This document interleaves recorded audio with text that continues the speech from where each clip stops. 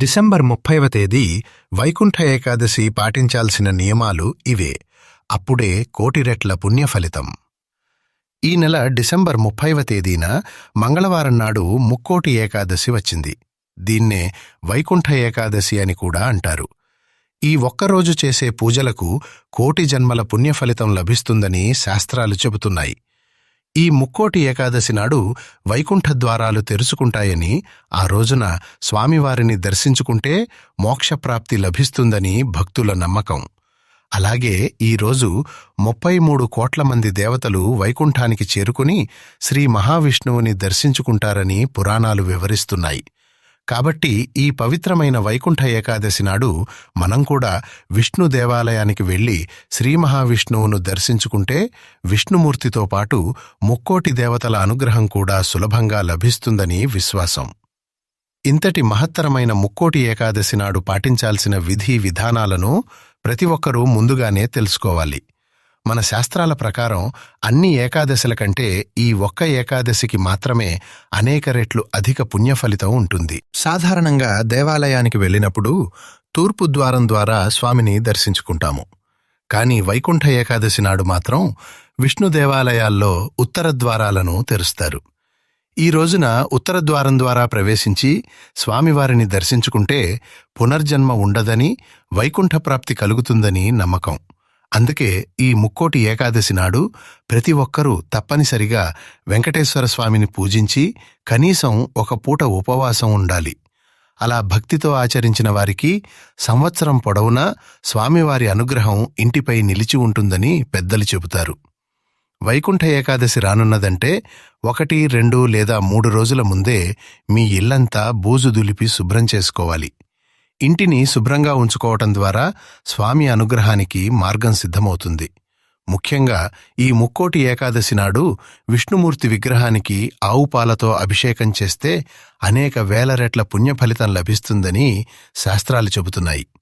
అందుకే ఈ ముక్కోటి ఏకాదశి వచ్చేలోపు ఒక చిన్న విష్ణుమూర్తి విగ్రహాన్ని తీసుకుని మీ పూజ గదిలో ప్రతిష్ఠించుకోవటం చాలా శుభప్రదం. అలాగే ఈ ముక్కోటి ఏకాదశి నాడు ప్రతి ఒక్కరి పూజ గదిలో తప్పనిసరిగా బియ్యపిండితో శంఖం, చక్రం, నామం వంటి ముగ్గులు వేయాలి. ఇలా చేయటం ద్వారా స్వామివారు స్వయంగా మీ ఇంట్లోకి అడుగు పెడతారని నమ్మకం. విష్ణుమూర్తికి అత్యంత ప్రీతికరమైన వాటిలో తులసి దళాలు ముఖ్యమైనవి. కాబట్టి ఈ వైకుంఠ ఏకాదశి నాడు తులసి దళాలతో స్వామివారిని పూజించాలి. తులసి లేని పూజ అసంపూర్ణమని మన శాస్త్రాలు స్పష్టంగా వివరిస్తున్నాయి. ఈ వైకుంఠ ఏకాదశి నాడు ఇంట్లో పూజ చేసే ఆడవారు పూజ గదిలో ఉన్న వెంకటేశ్వర స్వామి చిత్రపటానికి తులసిమాల వేసి దీపారాధన చేయాలి. ఈ ముక్కోటి ఏకాదశి రోజున ఎవరు భక్తితో తులసిమాల సమర్పించి పూజ చేస్తారో అలాంటి ఇళ్లలో లక్ష్మీదేవి స్థిర నివాసం ఉంటుందని పెద్దల నమ్మకం. తద్వారా కొత్త సంవత్సరం మొత్తం డబ్బుకు లోటు లేకుండా ఇల్లు కనకవర్షంతో నిండిపోతుంది. అదేవిధంగా ఈ ముక్కోటి ఏకాదశి నాడు పిండి దీపాలు మాత్రమే వెలిగించాలి. సాధారణంగా కుందుల్లో దీపారాధన చేస్తాము. కానీ వెంకటేశ్వర స్వామికి అత్యంత ప్రీతికరమైనవి పిండి దీపాలే. కాబట్టి మనస్ఫూర్తిగా 2 పిండి దీపాలు వెలిగించి ఆవు నెయ్యితో దీపారాధన చెయ్యండి. స్వామివారికి నైవేద్యంగా వడపప్పు, బెల్లం పానకం, అరటిపండ్లు సమర్పించాలి. గోవింద నామాలను చదువుతూ స్వామివారిని పూజించి కర్పూర హారతి ఇచ్చి నమస్కారం చేస్తే చాలు. అలా చేసిన భక్తులపై స్వామివారి చల్లని చూపు తప్పక పడుతుంది. ఉదయాన్నే ఇంట్లో దీపారాధన పూర్తి చేసుకుని మీకు దగ్గరలో ఉన్న విష్ణుమూర్తి దేవాలయానికి వెళ్ళాలి. సంవత్సరానికి ఒక్కసారి మాత్రమే ఈ వైకుంఠ ఏకాదశి నాడు విష్ణు దేవాలయాల్లో ఉత్తర ద్వారం తెరుస్తారు. కాబట్టి ఈ వైకుంఠ ఏకాదశి రోజున విష్ణుమూర్తి దేవాలయంలో వైకుంఠ ద్వారం ద్వారా స్వామివారిని దర్శించి బయటకు వస్తే 7 జన్మల పాపాలన్నీ తొలగిపోతాయని, అపారమైన సంపదలు, శుభ ఫలితాలు కలుగుతాయని నమ్మకం. ఉత్తర ద్వారం నుండి స్వామివారిని దర్శించుకునే సమయంలో మీ మనసులో ఉన్న కోరికలను భక్తితో స్వామివారికి చెప్పుకోండి. నిశ్చయంగా ఆ స్వామివారి అనుగ్రహం మీ జీవితంలో కనిపిస్తుంది. ఈ రోజున మీరు మనసులో ఏది కోరుకున్నా మీ కోరికలన్నీ స్వామివారి పాదాల చెంతకు చేరుతాయి. ఎంతో పవిత్రమైన ఈ ముక్కోటి ఏకాదశి నాడు ప్రతి ఒక్కరూ ఉపవాసం ఉండాలి. ఈ ఒక్కరోజు చేసే ఉపవాసానికి కొన్ని వేల సంవత్సరాల పాటు తపస్సు చేసినంత పుణ్యఫలితం లభిస్తుందట. అలాగే ఈ వైకుంఠ ఏకాదశి నాడు సాయంత్రం సూర్యుడు అస్తమించిన తర్వాత మీ ఇంటి గుమ్మం బయట తప్పనిసరిగా దీపాలు వెలిగించాలి. ఈ రోజున ఇంటి ముందు దీపాలు వెలిగించకపోతే అలాంటి ఇళ్లలోకి లక్ష్మీదేవి అడుగుపెట్టదని నమ్మకం. కాబట్టి ఈ ముక్కోటి ఏకాదశి నాడు సాయంత్రం సమయంలో ఇంటి ముందు 2 దీపాలు వెలిగించండి. అలా చేస్తే శ్రీ మహాలక్ష్మీదేవి వెంటనే మీ ఇంట్లోకి అడుగుపెడుతుందట. ఈ ముక్కోటి ఏకాదశి నాడు బియ్యం మరియు గోధుమలను అసలు తినకూడదు. ఎందుకంటే ఈ రోజున సర్వ పాపాలు బియ్యం ధాన్యాలలో నివసిస్తాయని శాస్త్రాలు చెబుతున్నాయి. కాబట్టి ఈ రోజున బియ్యం లేదా గోధుమలు తింటే పాపాలు పెరుగుతాయని నమ్మకం ఉంది.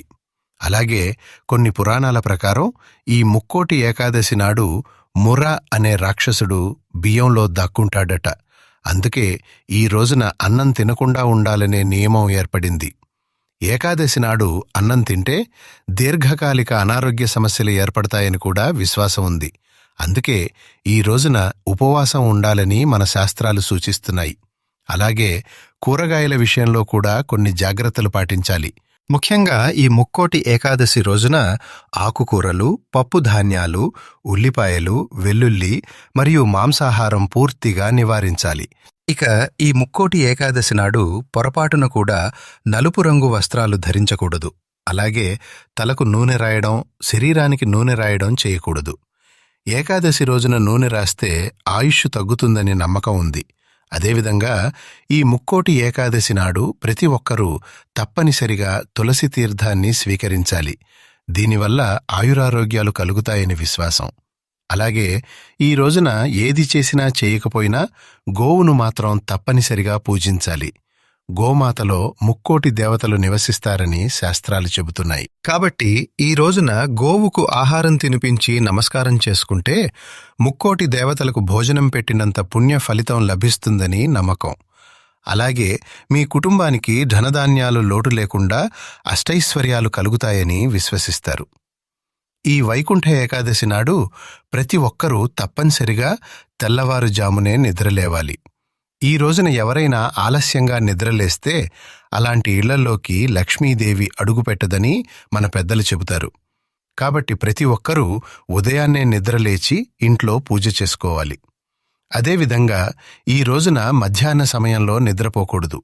ముక్కోటి ఏకాదశి నాడు ఉపవాసం ఉండేవారు మంచం మీద కూర్చోకూడదని శాస్త్రాలు సూచిస్తున్నాయి. అలాగే ఈ ఏకాదశి నాడు విష్ణుమూర్తి పూజ కోసం తులసి చెట్టు నుండి తులసి దళాలు కోయకూడదు.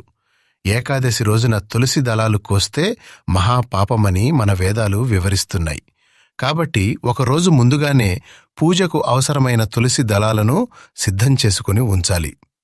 ముక్కోటి ఏకాదశికి ముందు రోజు అంటే దశమి నాడు రాత్రి సమయంలో భోజనం చేయకుండా ఏదైనా తేలికపాటి పలహారం మాత్రమే స్వీకరించాలని పండితులు సూచిస్తున్నారు.